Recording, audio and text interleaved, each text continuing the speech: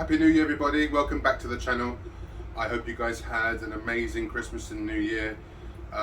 Before we start this video, I just really need to say, I did film the first part of this video a few days ago. Unfortunately, I had a massive fail whereby the top of my head was cut off, and so I'm just going to skip that part entirely and tell you what happened in here, and then give you obviously the rest of the update with this video for this worm tea. So 3 pounds of worm castings, a pound for every gallon. So a few days before New Year's Eve, I had this 5-gallon tub of water, bucket of water, which I had placed these aeration pipes into with this aquarium pump, just to dechlorinate the water, get all the aeration started and oxygen into the water and remove all the chlorine.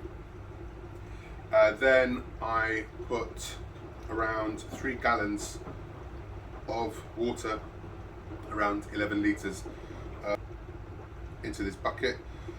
After 24 hours of letting it bubble, aerate and degas, I took my trusty little mesh bag and filled it with around 3 pounds of worm castings. So that's the basic. On top of that, I don't have molasses, so I know that people use blackstrap molasses. I didn't have any at hand, and I wanted to, I just really wanted to get it going. What I do have my hands on is panela, which is a powdered form of molasses essentially. It's unrefined sugar, it's full of minerals and vitamins. Obviously the sweetness helps with the bacteria and the microbes. They need those sugars to be able to breed and multiply and thrive. So I used a generous helping of this. I probably used around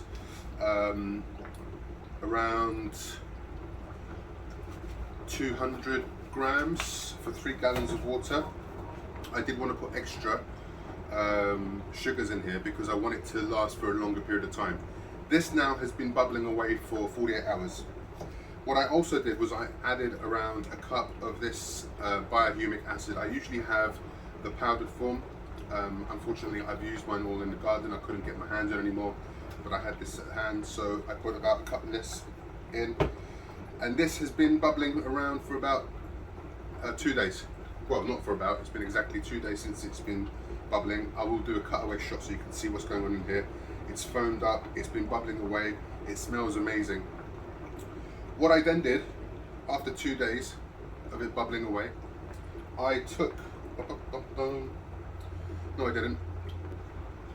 So now that's been bubbling for 2 days, what I've done is I've taken a funnel, and this is a fine mesh cheesecloth that I use in the kitchen. I had loads in the cupboard, so I cut it down, put it in my funnel, and I used it to bottle some of this worm tea.